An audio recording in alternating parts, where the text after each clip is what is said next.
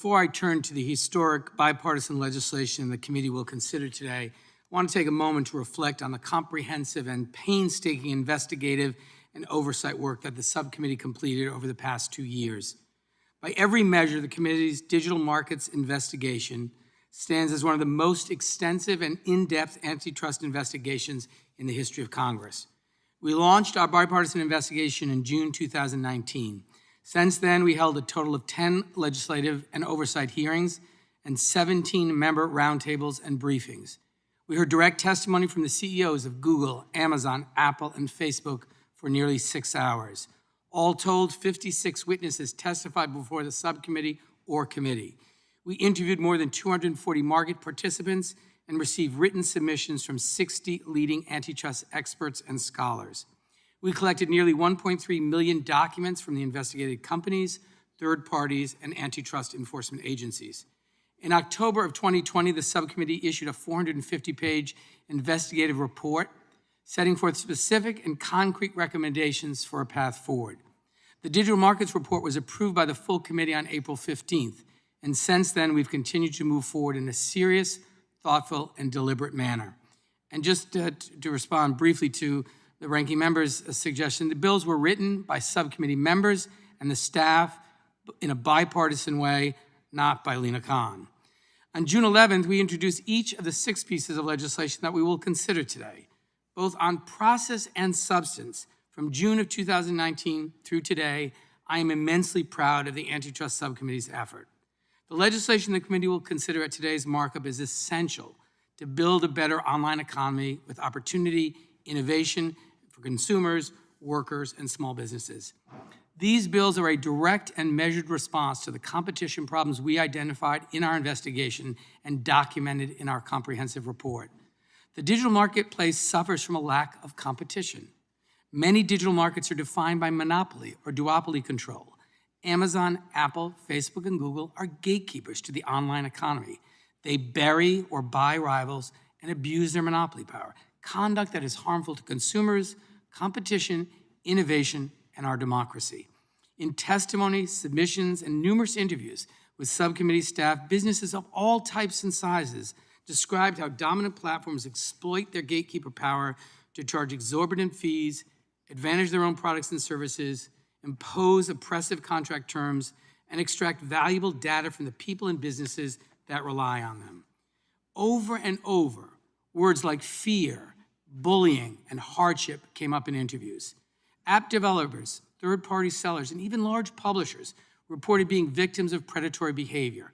According to these businesses, they are dependent on platform gatekeepers to connect with their users or customers because they have few, if any, other options. They feel trapped. They are, in fact, trapped. By maintaining control of the infrastructure of the digital age, Facebook, Google, Amazon, and Apple can conduct surveillance to identify potential rivals and ultimately bury or buy any competitive threats.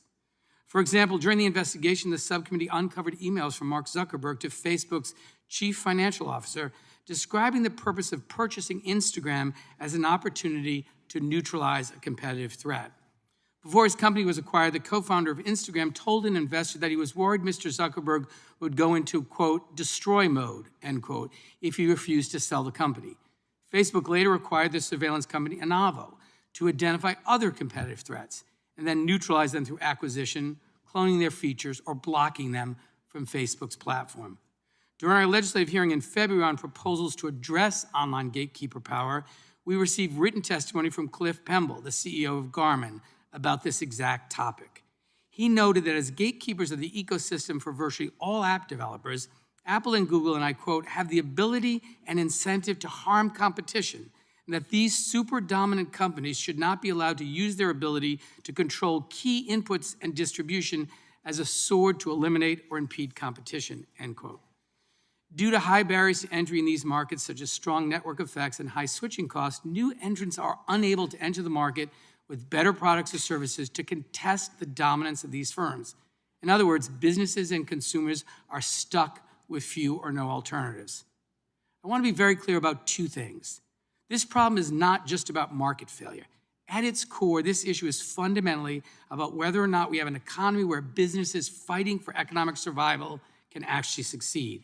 It's about whether our economic future is going to be defined by the success of the best businesses with the best ideas or simply the biggest companies with the biggest lobbying budgets.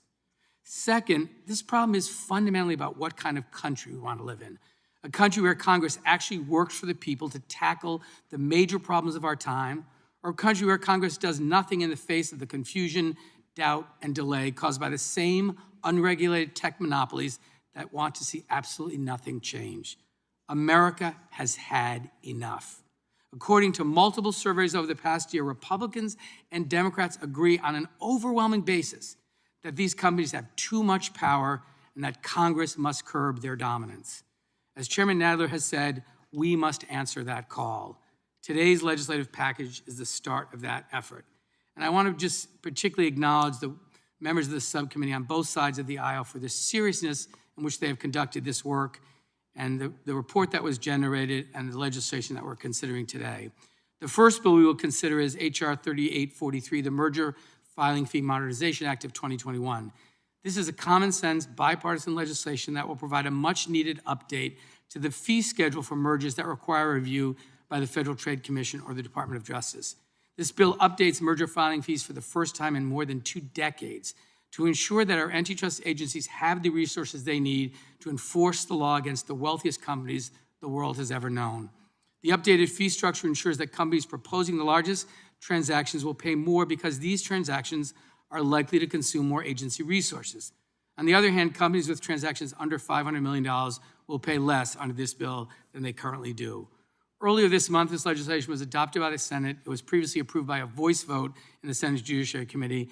And I want to thank Mr. Neguse for his leadership on this legislation, and I encourage my colleagues to support this bill, and I yield back.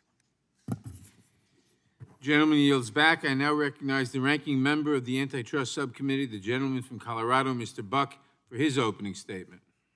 Thank you, Mr. Chairman. And I want to thank Mr. Cicilline, the